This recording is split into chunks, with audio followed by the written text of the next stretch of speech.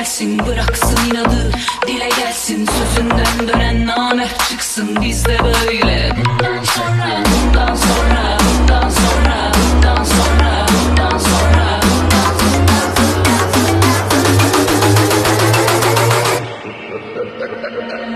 hesap mı vereceğiz? Bundan sonra.